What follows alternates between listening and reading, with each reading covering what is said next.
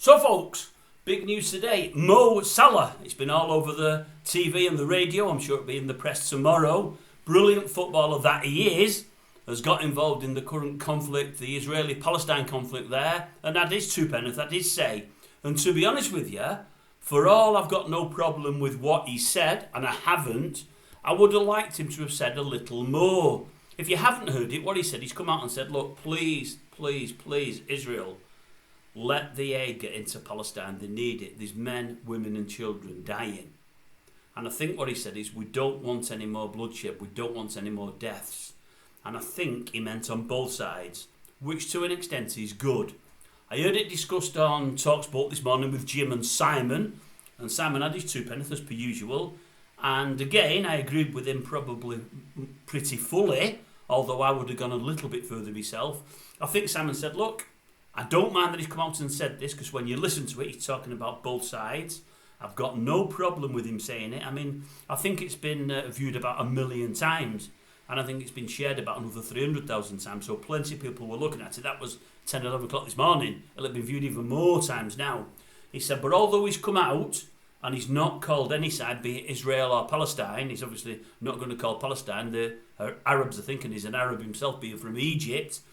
But he's asking for Israel to let goods through, and Simon said, I've got no problem with the sentiment there, but we didn't hear from Mo a day or two after the atrocities started, when Hamas came into Israel, killed many people, and took many hostages. And I understood where Simon was coming from, and I'm with him all the way. I've got no problem with what Mo said, because I think Mo's asking for peace on both sides, but in the main, to get aid to those that need it now, because as he said, and rightly so, these men, but more importantly, women and children dying. And really, they're all innocents, because none of them, the ones that are dying, are fighting, are in the army. Hamas are doing that themselves. But what I would have said was, I'm fine with that. He's obviously saying we want no one else to die. I'd have liked him to have gone the extra mile and said, look, please, Israel, let this aid in. People are dying and they need it. They absolutely need it. On the back of that, he didn't need to call Hamas and call what they've done and you know, the atrocity they carried out a week or so ago. He didn't need to call that. But what he could have said, Israel, let the stuff in. It's going to be saving lives. And as for yourselves, Hamas, you've got all those men, but mainly women and children, that you've took as hostages. They're just political pawns. They're not fighters. They don't fight for the army. Kiddies especially. Please let them go. Do an exchange. Let the kiddies and the women go, and Israel let all the aid in.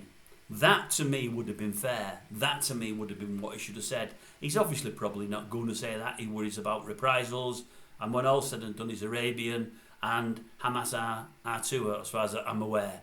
But that's the way it should have gone. That is the way it should have gone. It's not the way it went. But he's right to ask Israel to let the goods in. They should. We shouldn't have people dying there, people that are innocents, that have done no harm. But on the other side of that, these people that have been held hostage, these young children and women, they shouldn't be held hostage. They've done no harm. They need to be let go. And an exchange would have been great for everybody. Obviously, Hamas are not going to do that, because when they do that, they've got no pawns there, and the Israelis can really come in and hunt them down, knowing that they can't use these hostages as shields, because that's what's going to happen. I think we all know that it's very unlikely these hostages are going to be rescued. It's more than likely they're going to be killed if they haven't already been. But assuming some are still alive, and we do hope that they are, it would be much better were Hamas to let them go in exchange for their aid for their own people. That really is how it should have gone. And as I say, I believe what Mo should have said, but no, they only say so much, don't they? Which is a shame, really.